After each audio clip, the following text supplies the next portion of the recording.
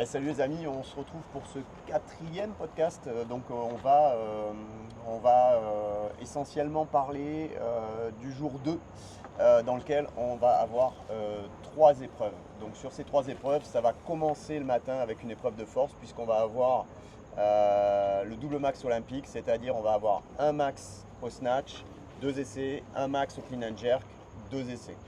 Donc là, en fait, comment ça se déroule, hein, il va y avoir 15 compétiteurs sur le terrain.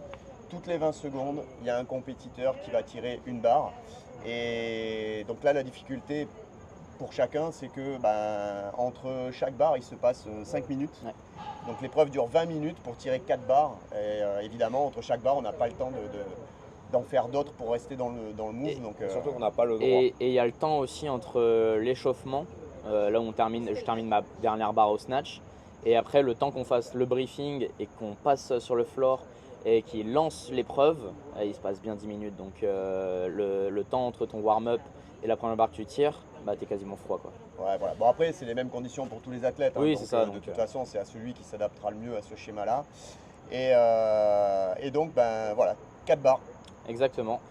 Donc on arrive à l'arène, je passe, je fais ma mobilité, tout normal, comme à la salle. Pour l'échauffement haltéro, j'avais repéré Josh, qui est australien et qui lui fait les championnats du monde d'haltérophilie dans sa catégorie. Donc je me suis dit, je vais monter avec lui, on va tirer les mêmes barres. Donc on monte ensemble et surtout en plus on a créé un lien parce que lui il vient d'Australie, donc on s'est dit Pacific Bros, vraiment on va leur montrer l'haltérophilie du Pacifique. Donc c'était vraiment cool, et c'était vraiment les deux haltéros, hein. C'était Josh super explosif, moi aussi, moi qui crée un peu comme les haltérophilies, donc vraiment c'était vraiment une bonne ambiance. On tire nos barres, donc on décide de faire échauffement clean and jerk en premier et après on monte au snatch. Donc vraiment cool. On monte jusqu'à 97 kg au snatch et après on part sur le floor de compétition. Donc on avait 10 minutes entre l'échauffement et après passage à la première barre de compétition. Passage à la compétition, sur le floor, ébloui par les éclairages de l'arène, tout. J'arrive, moi je suis ligne 2, donc je tire, je crois que je suis la 4e barre à tirer. J'arrive, je mets 106 au snatch, je la tire, mais à passe derrière, je l'ai peut-être pas trop tiré. Ouais, un peu de swing. Un peu de swing, et elle montait vraiment haute. Donc elle passe derrière, donc raté. Et je me dis faut pas faire la bulle parce que là j'ai 50% de chance de faire la bulle, 50% de chance de réussir. Ouais, parce qu'il n'y a que 2 essais. Il n'y a que 2 essais. Donc je me dis là c'est 50-50. Je décide de redescendre en poids, mettre 103 kg. C'est une barre que j'ai passée en compétition vraiment très, très facilement, hein. C'est une barre de WOD. Donc je me dis on assure, 5 minutes c'est cool avant que je puisse retirer une 2e barre au snatch. Et là vraiment la barre vraiment légère, donc je savais où elle était, je la cale et elle passe bien. Donc soulagement, je me dis on va améliorer au clean and jerk.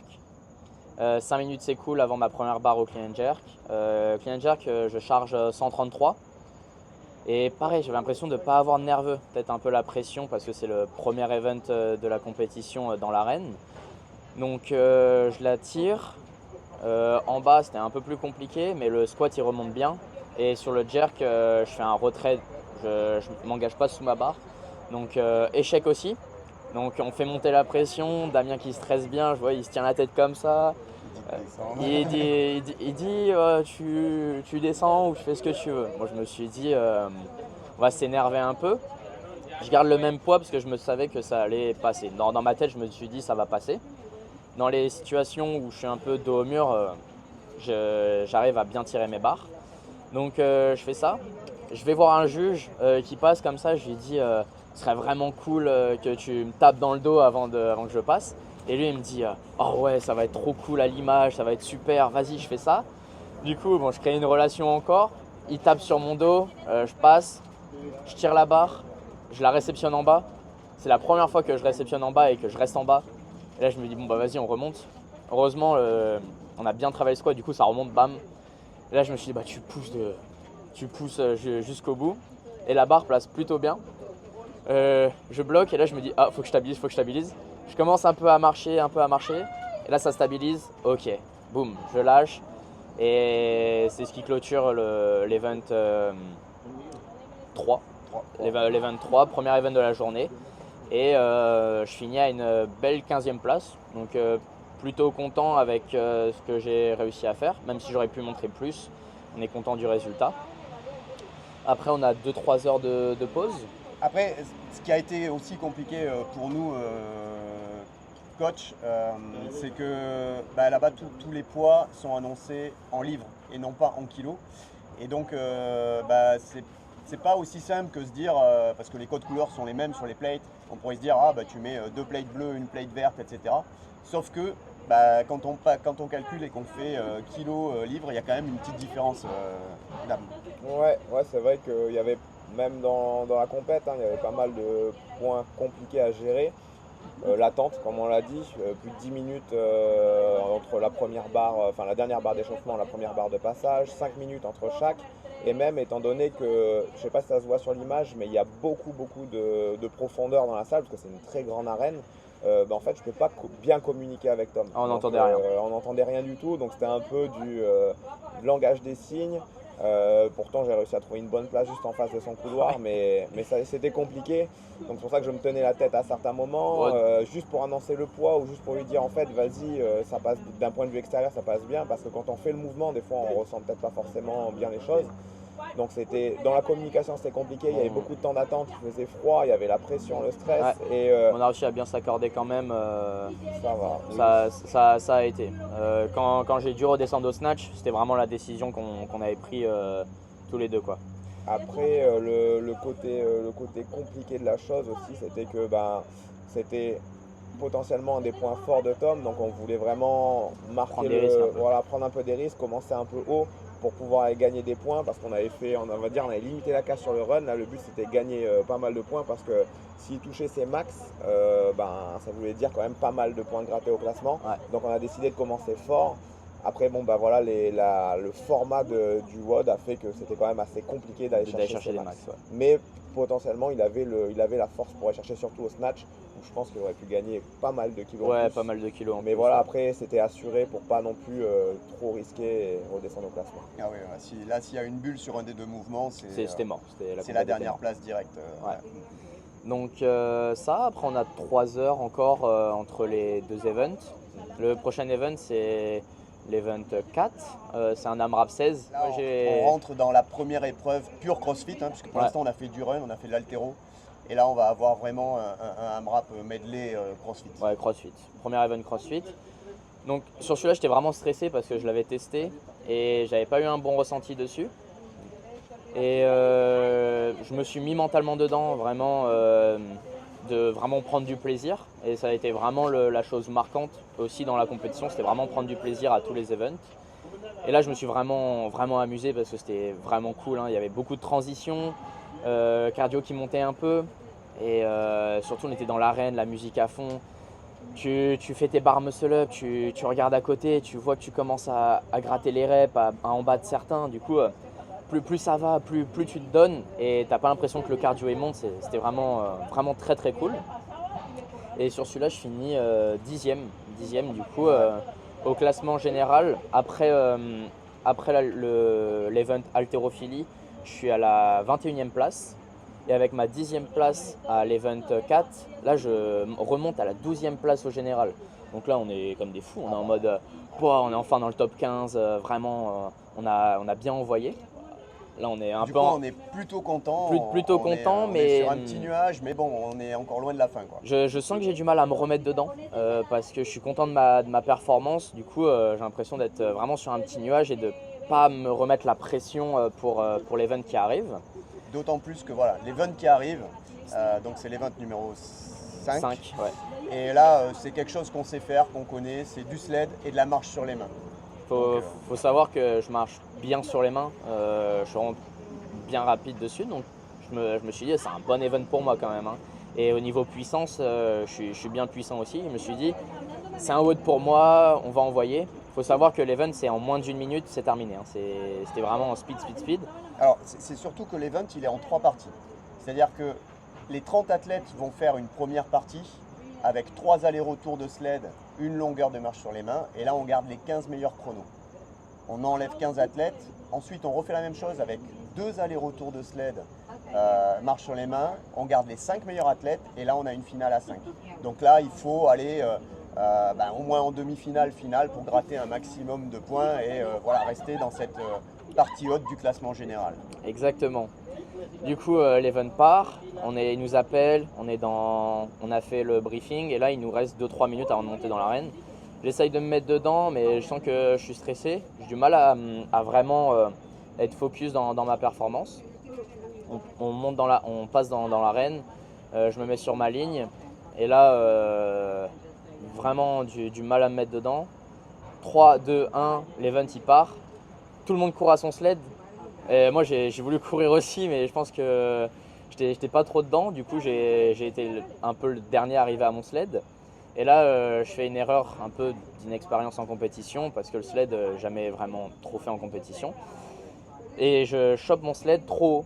Et du coup en fait ce qui fait que mon sled va piquer dans le sol et va pas glisser du tout. Et là du coup en fait je force. Et vu que c'est un event très rapide, j'ai pas le temps de reglisser mes mains pour le pousser et qu'il pique pas au sol. Et du coup je pousse. Je suis en force sur les épaules alors que normalement je devrais être que sur les cuisses. Je pousse. Je vois que je suis pas très loin même en étant dernier quoi. Je pousse, je mets mon sled et là je vais pour marcher sur les mains. Et en fait mes épaules elles sont complètement cramées parce que je suis resté trop en tension sur mon sled. Et mes épaules sont complètement cramées. Du coup en fait j'arrive plus à marcher sur les mains. Je marche sur les mains, plus de gainage et du coup en fait je touche la ligne qui est à côté. Et si tu touches la ligne qui est à côté, tu es obligé de recommencer parce que tu n'es plus dans ton couloir. Et ça j'ai fait ça 2 fois. Et du coup j'ai dû recommencer à marcher pour une 3e fois. Et du coup j'arrive dernier de cet event. Voilà, bah là c'est. Le classement, bon bah je me suis dit la compète elle est finie, classement dernier. Je repasse à la 21e place. Du coup on va dire que j'ai pas gagné de place entre le premier event de la journée et le 2e event. Du coup un peu dégoûté. Mais on va dire que la frustration a duré pendant 15 à 30 minutes, le temps de se remettre dedans. Moi je sais que j'avais envie de sortir un peu de l'arène et sortir un peu dehors, être un peu dans l'herbe et réfléchir. Je me pose pendant 10 minutes tout seul un peu à réfléchir et après je vais voir les gars. On discute un peu de comment on va rattraper ça aussi, la dimension un peu mentale aussi de la chose. Et pour moi, c'était passé. L'event il était passé, j'étais direct sur les 3 autres de la journée du lendemain. Et ma vision mentale c'était vraiment, j'avais 3 cases dans ma tête à cocher. L'event 6, l'event 2 et l'event 7. Et c'était vraiment, le boulot il n'est pas fini. Et là on va dire que la journée c'était un WOD entier et que j'avais 3 cases à cocher. Et voilà, on était reparti pour le lendemain. Ouais, voilà, en fait, c'est vrai qu'à la fin de cette journée-là, le moral il est un peu moyen parce qu'on démarre 21e, on arrive à gratter des places, on refinit 21e avec une dernière place sur un event. Bon, ça arrive, il n'y a aucun souci avec ça. Ce qu'il faut, c'est arriver à vite se remobiliser. Donc là, voilà, effectivement, Tom prend une dizaine de minutes pour faire un petit peu son introspection. Ensuite, on se retrouve tous les 3 tranquillement dans notre coin. On analyse un petit peu la situation, on comprend.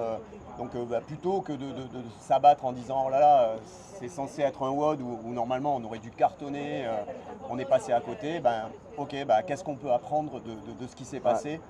Et là, voilà, on comprend ce qui s'est passé. Effectivement, on dit voilà, celui-là il est fait, on ne peut pas le refaire de toute façon. Néanmoins, il nous reste une journée, il nous reste 3 WOD. Et là, on comprend que 3 WOD sur 7, il y a encore la moitié de la compétition qui peut jouer. Et tout est encore possible. Et donc là, on repart vraiment le soir avec vraiment pas, on va pas dire pas de pression, mais un objectif en tête. Et vraiment, je sentais que d'avoir perdu sur cet event, ça m'a vraiment remis dans la compétition et de vraiment pas me relâcher quand je fais quand je fais un bon event, de pas me relâcher et de vraiment me dire je vais chercher encore plus. Et je sentais que ça m'a fait évoluer aussi en tant qu'athlète parce que la frustration elle est partie tout de suite après. Mon event il est fait, ok. Est-ce que je peux revenir dessus? Non, c'est une compétition, on va pas refaire un WOD. C'est pas comme une qualification où on peut refaire le WOD. Là c'est terminé. Alors pourquoi est-ce que je m'énerverais ou je serais frustré de mon event alors que je peux pas le refaire? Donc ça m'a vraiment fait prendre en expérience sur ça. Voilà, c'est ce qui clôture cette deuxième journée de compétition et on vous retrouve pour parler de cette dernière journée de compétition où tout reste à jouer. Ouais. Salut tout le monde! See you guys!